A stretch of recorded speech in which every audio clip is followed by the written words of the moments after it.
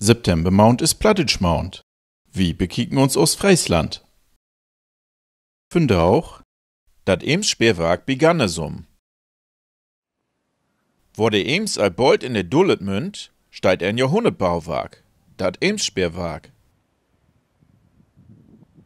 Dieses Speerwerk erstreckt sich zwischen Gannesum und Nendorp über 476 Meter dwas durch de Eems. Damit hört dat de grötzte Speerwagen in Europa und in sin Anfangstiet was dat auch dat modernste. Betrieben wird dat von den Niedersachsche Landesbetrieb für Waterwirtschaft, Küsten- und Naturschule NLWKN. 2002 ist das Speerwerk gebaut worden, um das Lechland in der Ledo-Jürm-Kuntrei vor Stürmflauen zu schützen. Wenn die Schotten dicht sind, kommen die Watermassen nicht mehr heil in das Binnenland. Allein zwischen Dezember 2005 und März 2014 ist das 9 Maul gebührt. Dort kommt eine Staufunktion. Durch das Speerwerk kann das Water in der Eems abstaut worden, so dass Großschiffen von der Meierwerft in Paupenburg flexibler in der Nordsee überführt worden können. Das sichert der Wirtschaftskraft in der Region. Sieht diese Summe wird noch eine Dartfunktion test. Durch eine Tidesteuerung soll regelt worden, dass das Seeauto beflaut nicht mehr so gau der Eems an hochdrückt und damit auch minne Schwefstoffen dahin rauken. So soll der Verschlickung von der Eems minimiert worden. Von der 7 Gauten in das Speerwerk sind 2 für Skippen bevorbar. Die Binnenschiffahrtsöffnung ist 50 Meter breit und die Waterdübte liegt bei 7 Meter ohne normal Null. Die Hauptschifffahrtsöffnung ist ein 60 Meter breit 3-Segment-Tor, bei der Waterdübte bei 9 Meter ohne normal Null liegt.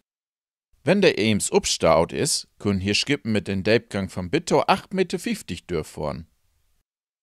Das 3-Segment-Tor liegt normalerweise in der Mulde in der Drempel.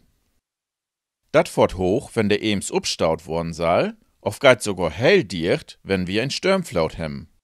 Man kann das für Wartungsarbeiten auch hell hochfahren. Dann kickt das net als ein Dack hell mal tot das Waute ut. Die Binnenschifffahrtsöffnung schlut von Boben nach unten. Darum ist sie auch höhenbegrenzt. Gigantische Hydraulikzylinders bewegen die Toren. Wenn der Eems abstaut wird, gibt das noch gewaltige Pumpen, die Water von der See sieht in der Eems pumpen. Die 3 Grobpumpen haben eine Leistung von je 1350 Kilowatt. Das sind 1836 PS. Die 3 Lütjepumpen bringen je 750 Kilowatt. Der Grobpump fördert 18 Kubikmeter in Sekunden. All 6 Pumpen zusammen fördern 100 Kubikmeter in Sekunden. Das sind hochweg 714 voll Bautwannen in Sekunden. Dafür wächt so ein Pump auch Geld 24 Türen. Ohne die Hauptschifffahrtsöffnung gibt das noch ein Betriebstunnel. Hier lopen die hele elektrische Leitungen langs. Ob all Bille sehen wie, wo das Speerwerk gebaut worden ist. Man sagt, dass gar nicht so viel Beton zwischen dem Tunnel und der Schifffahrtsöffnung verbaut ist. Wir treiben hier auch ob ein Wattwurm, der uns so platt begrüßt.